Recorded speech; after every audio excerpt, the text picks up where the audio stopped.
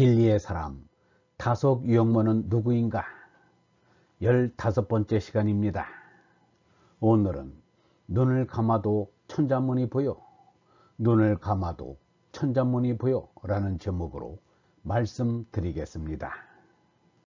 유영모가 이렇게 말한 적이 있습니다.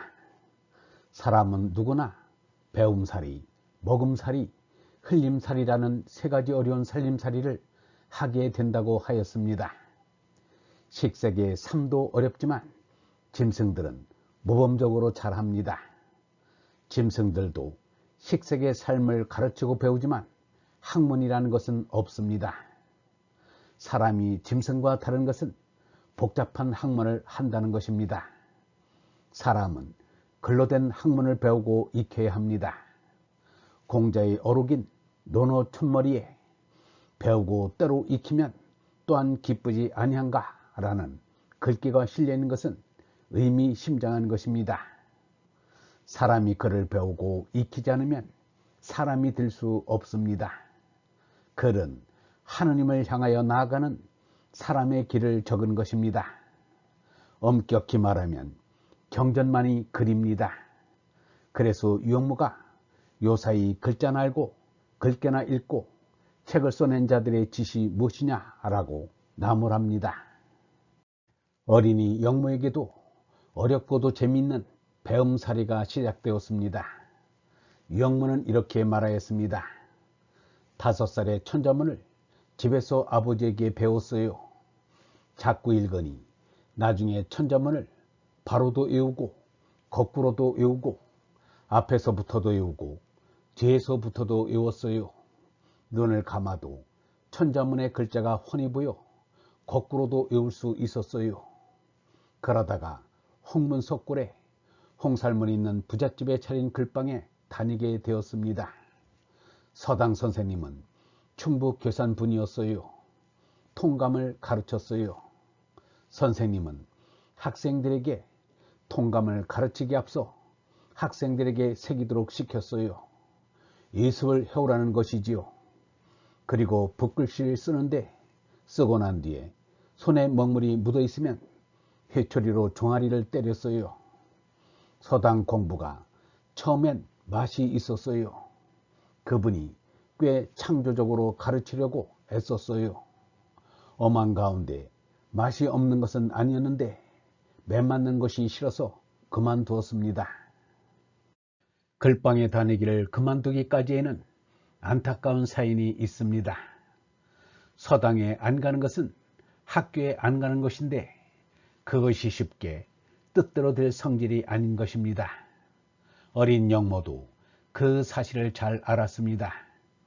서당에 가면 선생의 회초리를 맞게 되고 서당에 안 가면 아버지의 회초리를 맞게 되는 것은 불을 보듯 뻔한 일이었습니다. 어린 영모는 꾀를 내었습니다. 서당에 가는 듯이 책을 가지고 집을 나와서는 서당과는 반대편으로 향하였습니다. 종로시장 골목을 이리저리 돌아다니면서 구경을 하였습니다. 1904년 프랑스 사람 망도리에가 종로 5가 6가의 거리 풍경을 그린 그림이 있습니다. 저쪽 멀리 동대문이 우뚝 서 있고 거리 옆에는 초가집 가게가 질비하게 늘어서 있습니다. 그 뒤편에는 기와집들이 촘촘히 박혀 있습니다.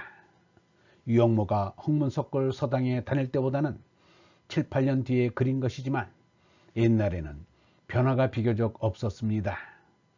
머리채를 늘어뜨린 어린 총각이 통감책을 겨드랑이에 낀 채로 아는 사람을 만날까 좋아하면서 그늘진 얼굴로 시장 바닥을 헤매는 모습을 그려볼 수 있습니다. 그때 동대문 밖은 밭이었고 남대문 앞에는 미나리 꽝이 있었고 서대문 밖은 술밭이었습니다. 사대문 서안에도 남새밭이 많았는데 밭둘레에는 앵두나무, 자두나무 등 과일나무가 심어져 있었습니다. 1920년대에 서울 인구는 17만 남짓하였습니다.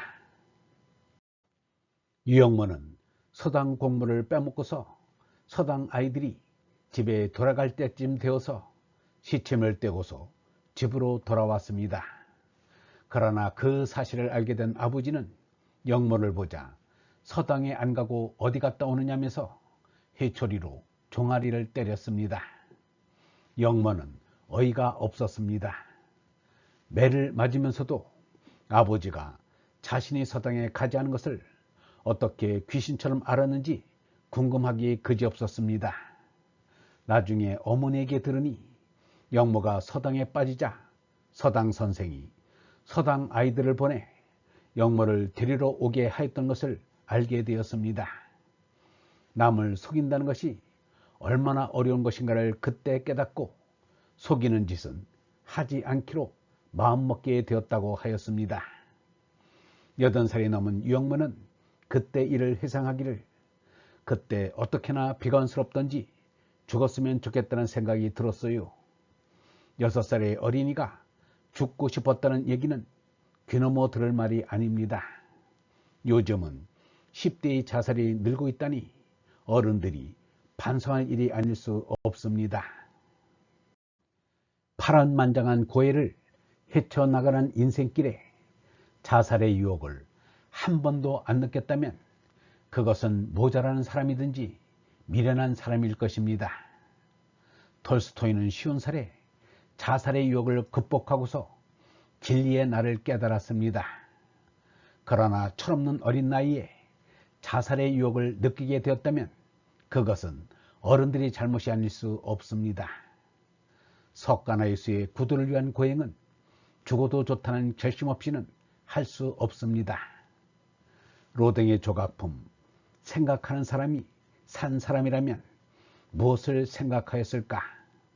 육신의 생명이 살만한 가치가 있을까 없을까를 고민하고 있을 것입니다.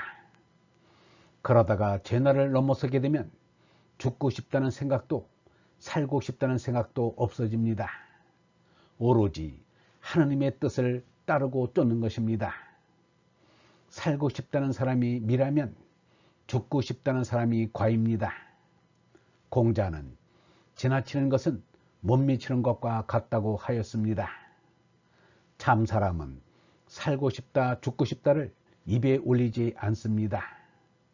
죄나로 죽어서 얼라로 살아야 하는 삶이기 때문입니다.